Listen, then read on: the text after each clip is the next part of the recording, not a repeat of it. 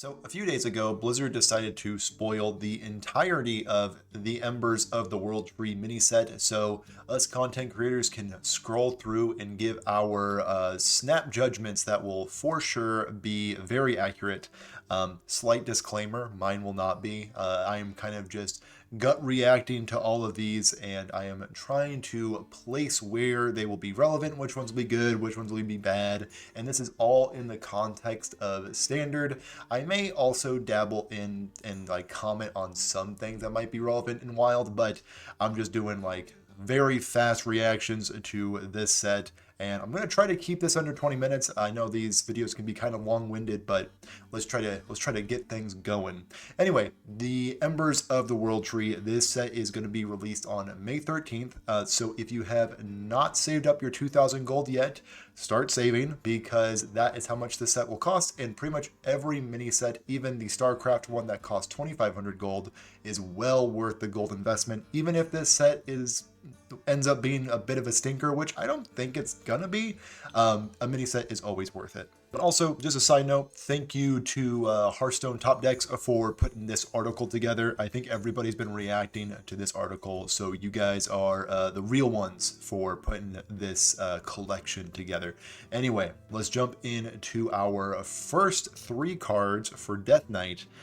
We got Volcaros, the legendary 8 mana 5/5 rush taunt elemental beast with the battle cry of choose to spend 10, 20, or 30 corpses to gain that many stats. And I believe that's just like plus 10, plus 10, plus 20, 20, plus 30, 30. So there's upwards of a 35/35 for 8 mana if you have not spent any corpses. This card seems very cute, very nice, but I can see maybe Stitch Giant following this would be kind of cool. But I think that is where Volcaros will just kind of stop. I think he's going to be kind of cool, but ultimately not that great. So I'm going to give him a solid 2 out of 5. Unlike Frostburn Matriarch, which is a 5 mana 4/4 dragon. So always having a minion type is very relevant, especially for an aggressive minion like this because of that menagerie deck. Battlecry, if you're holding a minion with a dark gift, summon 2 4/4 dragons with taunt. So this is most likely going to be a 5 mana 12/12 with a lot of that stats having taunt. If the dark gift deck is going to be good, it's going to be because of this card right here, because that is so many stats for 5 mana. So for that reason, I'm going to wishfully give this a 5 out of 5. Next, we have Cremate, which goes with the Frostburn Matriarch. 3 mana, discover a minion with a dark gift. It costs 2 less. Kind of reminds me of Primordial Glyph, discover a spell, it costs 2 less. That costs 2 mana, this costs 3 mana, so there's a little bit of a difference there, but you do get that dark gift bonus. The mana discount is kind of like goes against Frostburn Matriarch because you want to hold that dark gift minion. I feel like Cremate is at its best when you discover something and instantly play it.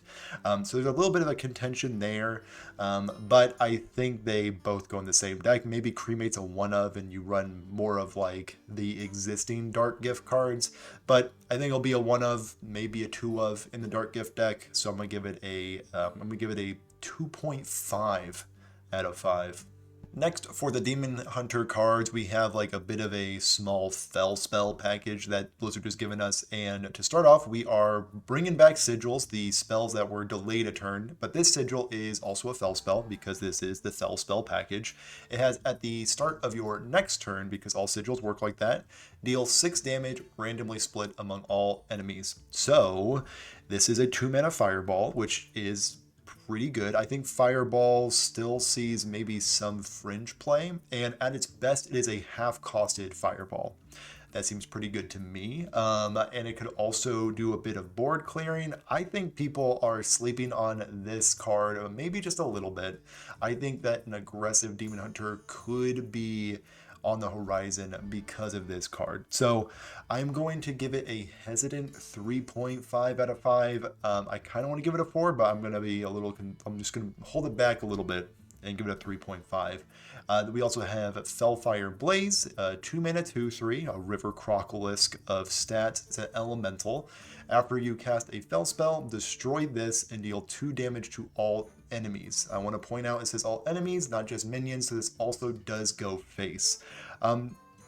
Pretty good card, honestly, because like if you hit the opponent's face and then you trigger Fellfire Blaze, you are dealing massive amounts of AoE, not massive amounts, but like a decent amount, and you're also dealing that 2 face damage, so it's like a pseudo Wind Fury kind of thing. And if you combine this with like Immolation Aura, this is a 4 damage AoE that also goes 2 damage face. Am I saying that is fantastic and it's going to be a tier 1 deck? Probably not, but I think that people are maybe sleeping on the Sigil and the Fellfire Blaze, and honestly, the Scorch Reaver, which is a 4-mana 4/4 with the Battle Cry of Discover a Fell Spell, reduce the cost of Fell Spells in your hand by 1. So, average stats, average mana cost, and anytime you see any sorts of mana discounting, you should pay attention, because that has the possibility of breaking something, maybe in Wild. I haven't really thought about this card much for Wild, but anytime you see mana reduction, you should probably pay attention. So, Fellfire Blaze and Scorch Reaver, I'm going to score it slightly lower. I'm going to give it like a 3 out of 5. Honestly, this whole package will probably be played together, so 3.5 out of 5 all around for Demon Hunter for this mini set. Now, Druid. I feel like this whole mini set and the set previous has just been Druidstone. Druid's not like the best class or anything. That's just everybody's Druid now, I guess. Anyway, Amardrassil, I think I'm pronouncing that right, is a 4-mana location with 3 charges that summons 1 cost minion, 1 armor, draws 1 and refreshes 1 mana crystal, and improves after each use. So the next time you do this, 2s across the board, and then the final one, 3s across the board.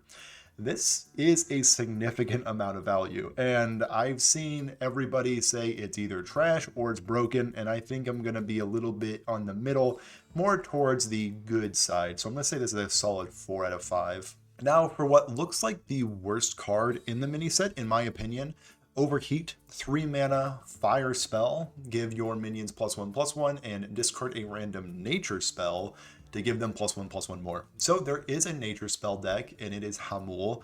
The problem is you cannot run Overheat in that deck. So you need to figure out a way to build Nature Druid that runs a pair of Overheats, and you also lose out on Hamul. That seems bad, especially for what you're getting out of it. A 3 mana +1/+1 to your team, maybe +2/+2 if you absolutely play Overheat to its maximum ability. And for that reason, I have to give it a 1 out of 5. Speaking of the Hamul deck, Charred Chameleon, 1 mana 1/2 beast, Battle Cry. If you've used your hero power this turn, give a friendly minion +1/+2 and rush. I see a lot of people praising this card very highly, and I am right there with them. I'm going to give it a 4 out of 5 because I think it does solve the answer that Hamul Druid does have. It kind of struggles to fight for the board again, so giving a big green man rush is very good value, and also coming with a slight power boost is also quite good. Hunter got a few cards that slot into a few existing archetypes, with the first one being Magma Hound. This slots right into Imbue Hunter. It's an 8 mana 5/8 elemental beast. Rush. After this attacks a minion and survives, deal this minion's attack damage split among all enemies. Incredibly long text box, but is this card good? Unfortunately, King Blush is still in the format, and you probably still want to hit that card over this card with the Imbue hero power, so I don't really see a reason to run Magma Hound. And outside of Imbue Hunter, this card's just a little too expensive and probably just doesn't make the cut. Maybe Hand Buff Hunter, but 8 mana, again, very expensive. Hand Buff Hunter is more into just hitting the opponent with giant minions early instead of setting up a huge Magma Hound. So 2 out of 5 for now, probably a 1.5 out of 5. The only thing I could see is for like a budget inclusion instead of King Plush. Next, we have a 2 mana spell, a fire spell, as is the theme of this mini set. 2 mana, Bursting Shot, deal 2 damage to 3 enemy minions. Maybe this sees a slot in Hand Buff Hunter. They kind of want to control the board, do a little bit of face damage. I think it's probably just going to be a flex slot in some control mid-range Hunter build. So I'm going to give it a very average 2.5 out of 5. Last Hunter card is Tending Dragonkin. It's a 3 mana dragon, 3/2. Battle Cry, copy the lowest cost piece in your hand. Again, this is just slots right into Imbue Hunter. And really what I think this is going to do is just replace Youthful Brewmaster. Instead of bouncing King Plush to your hand, you're just going to make another King Plush. Slightly better. You also get a 3-2 out a little earlier to contest the board. So I think this just slots right into that deck. Did that make the deck good? Maybe. So for that reason, I'll give it a very cautious 3.5 out of 5. For Mage, we have Smoldering Grove, which is part of this like smoldering cycle that this set has. 2 mana, draw 1, upgrades each turn, but discards after 3. So the first turn that you hold this, draws 2. Then the second turn you hold this, it draws 3. Then the fourth turn, there is no fourth turn because you discarded it. I love this card design. I love anything that is like fleeting resources. You gotta play it at the perfect time. Do you strategically hold it? Do you play it for just like partial value? I love this design.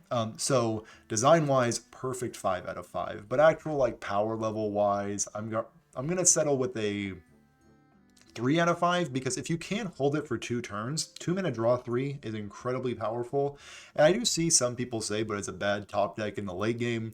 In the late game, you probably have a ton of mana. So if you do need to draw an additional card, 2 mana, you can probably just draw to 1 card, get out of a pickle. It's great. I think this card is not even that bad of a top deck.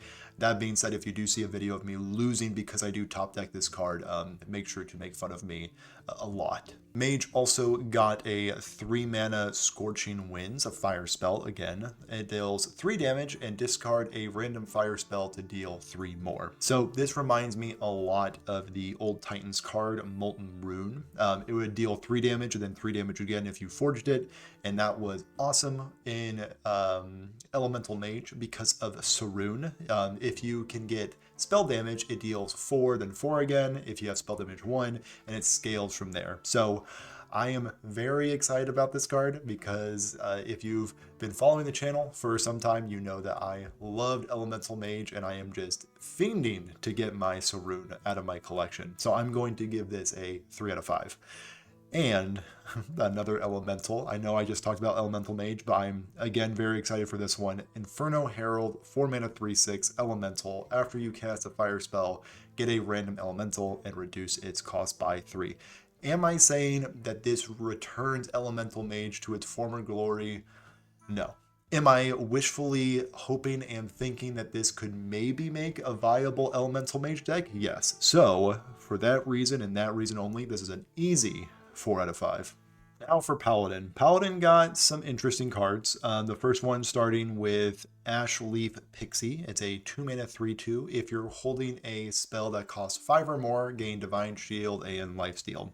So this obviously fits in like the Soul deck that runs the 4/2 weapon. When you hit with it, you draw your most expensive card.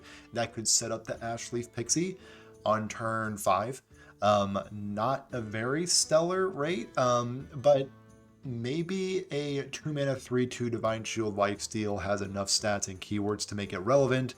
I'm not super convinced by that, especially with it having no minion type. It can't go in like the Menagerie Paladin deck that we're seeing here recently.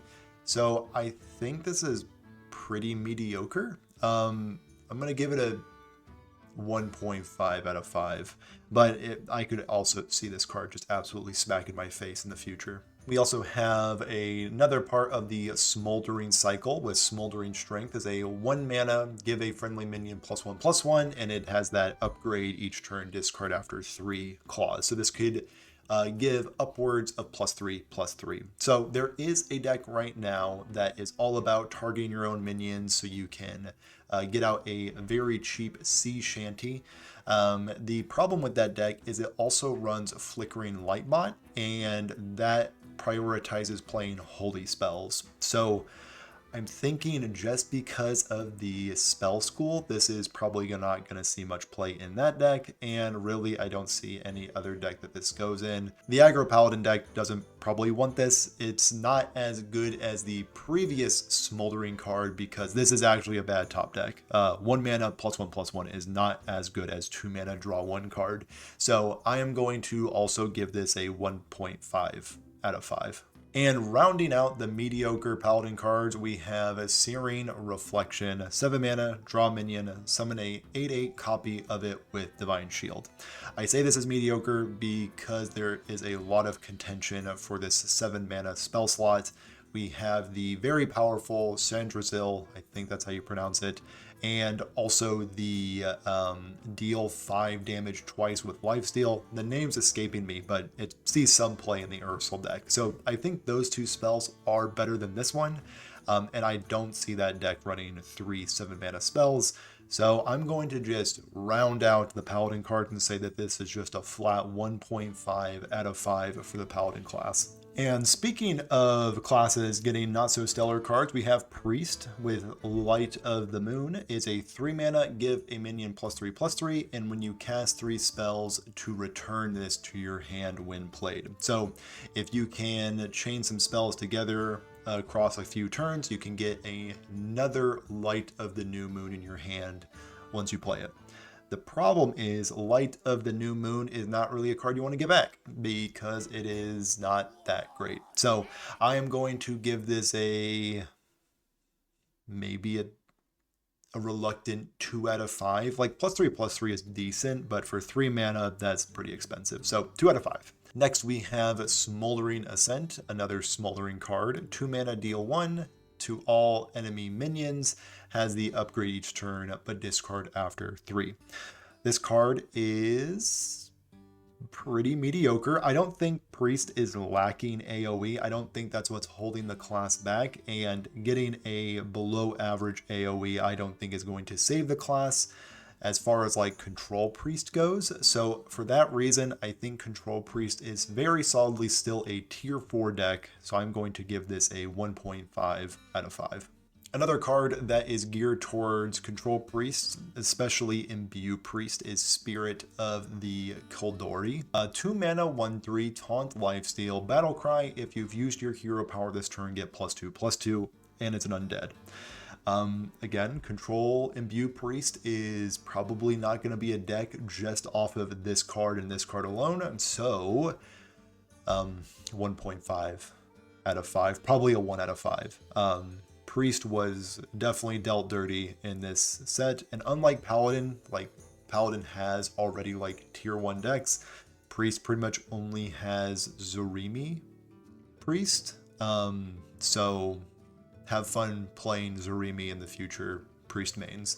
Next we have a Rogue with Smoke Bomb, which is a 2 mana fire spell that discovers a combo Battlecry or stealth minion with a Dark Gift.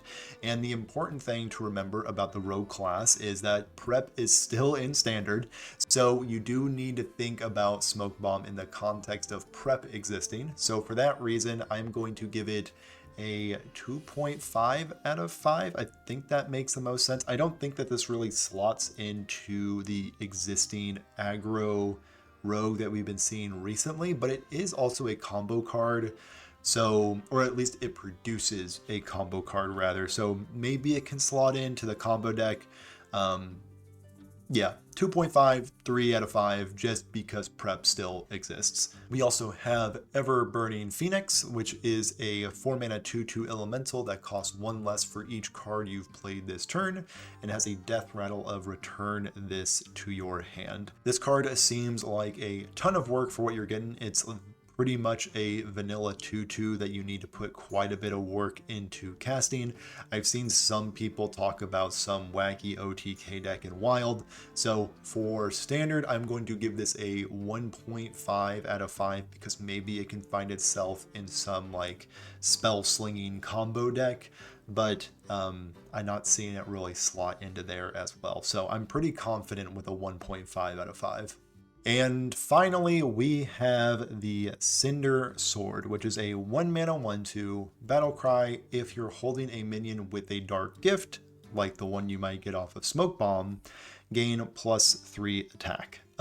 This card is insane. 1 mana 4/2 weapon, so 1 mana deal 8. This card is insane, and I am not going to be surprised if it gets nerfed by needing to be bumped up to 2 mana. So Because of that, this is an easy 5 out of 5, and it's making me reconsider Smoke Bomb. So let's make Smoke Bomb a 3 out of 5 in the context of Cinder Sword existing. For Shaman, we have Flames of the Fire Lord, which is a fire spell for 2 mana. Deal 4 damage to a random enemy minion. If you're holding a card that costs 8 or more, deal 8 instead. So we're trying to make Big Shaman work again. And I think Big Shaman has seen a little bit of a comeback here recently with the Murmur deck. Do I think Flame of the Fire Lord goes in that deck?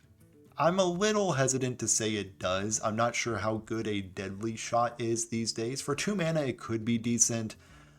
So because there's an existing deck and it does work fairly well with it, I'm going to give this a reluctant 2.5 out of 5. The next card is probably one of my favorites of this mini set. It is Embers Scarred Whelp, a 3 mana 3/2 dragon, battle cry, discover a 5-cost card, gain 1 mana crystal next turn only. So the obvious thing that this does is it discovers something that you can pseudo mana cheat out next turn with that additional mana that you get. Or if you play this in the late game, maybe on turn, I don't know, 7, you can get an additional mana to play maybe a Nebula, because I do think Nebula Shaman might actually have some legs in the very near future because of our next card right here, Avatar of Destruction. It is a 9 mana 9/9 taunt, death rattle, deal 9 damage to all enemy minions, and it's an elemental. I think this card is, it's decent. It doesn't really fit into Murmur Shaman because it has a death rattle and not a battle cry, but I do think you are going to see quite a bit of this card when it comes off of a Nebula. Editor Fruit stepping in for just a brief second. Everything I am saying about Nebula and Avatar of Destruction can be pretty much ignored because Avatar of Destruction is a 9 mana minion and Nebula says 8 mana. So Fruit needs to learn how to read, and back to the card reviews. Thank you. So I'm not sure if this card's going to see much play because of its own. Like, you're not going to hard run it, I don't think, most of the time.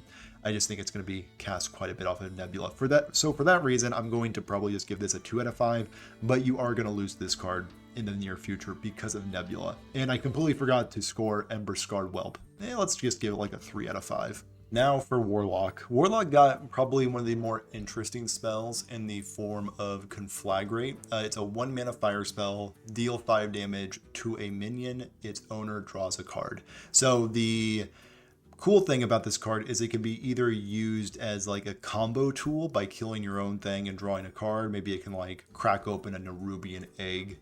That's a really cool way to use this card. Or it can be used defensively. You can give your opponent a card at the cost of like their best minion dying. So design wise, I love this card, and I think because of its flexibility, it's going to be seeing a lot of play in the very near future.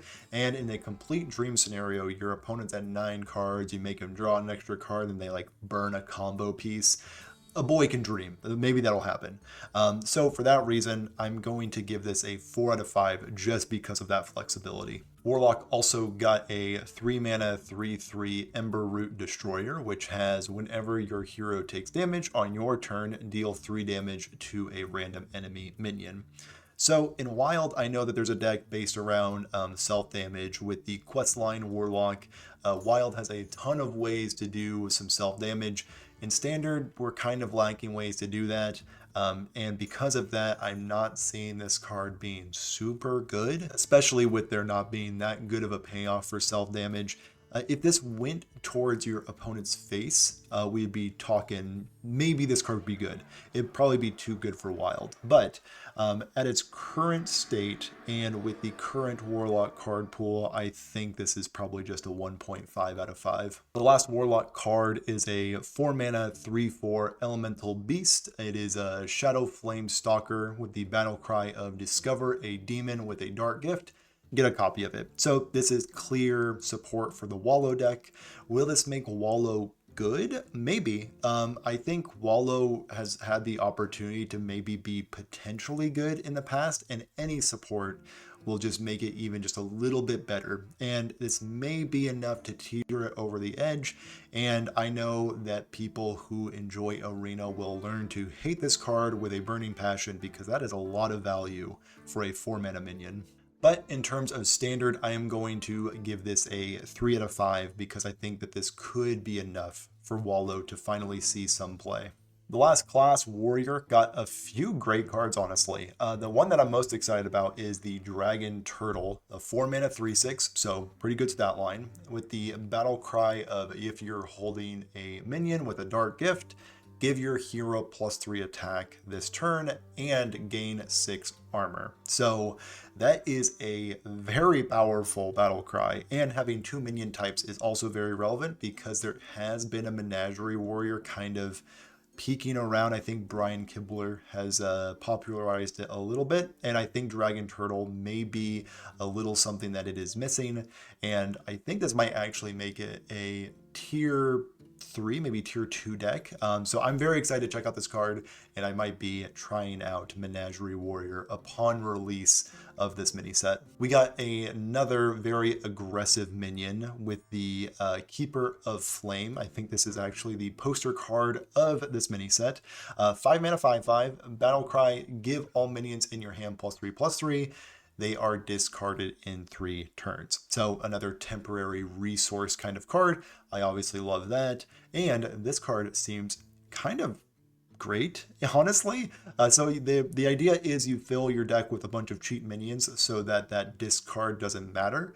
I'm very excited to brew with this. I'm not sure if it's also in the Menagerie deck because it doesn't have a minion type, unfortunately, but there might be some other not Menagerie centric warrior deck that could very much use this Keeper of Flame, but I think this card is pretty good. So 4 out of 5 for this as well.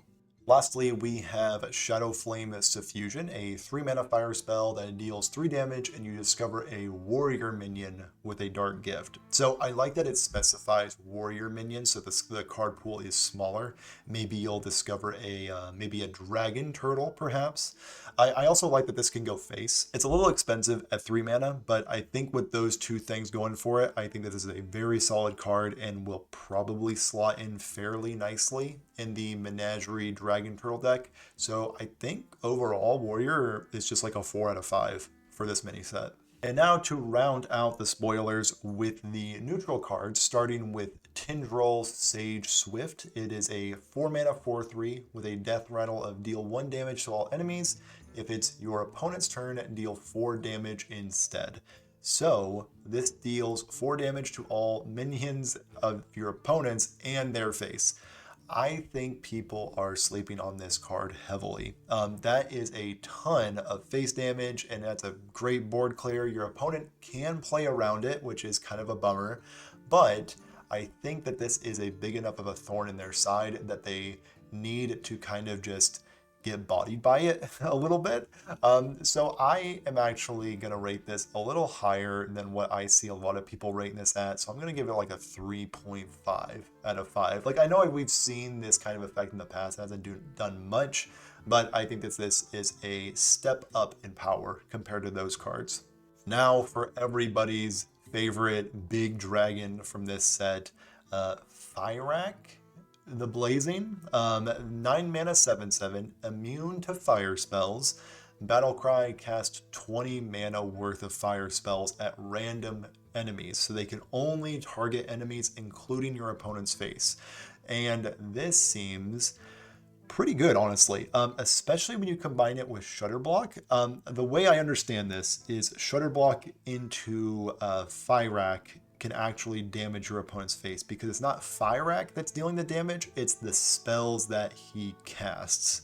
I think I understand that right. So I'm going to rank it with that understanding in the terms of Shutterblock, and I think that is actually going to be a deck in the future, and for that reason I am going to give this a 4 out of 5. Zakali Flamemancer gets the award of the card that confuses me the most of the mini set. It is a 6 mana 4/4 battle cry. If every card in your hand is of a different mana cost, reduce their costs by 2. This reads like a custom Hearthstone card, and I have no idea how to rate it. So I am going to give it a 1 to 5 out of 5. If it ends up being broken, just remember I gave it a 5 out of 5. And if it ends up doing nothing, I actually gave it a 1 out of 5. So keep that in mind.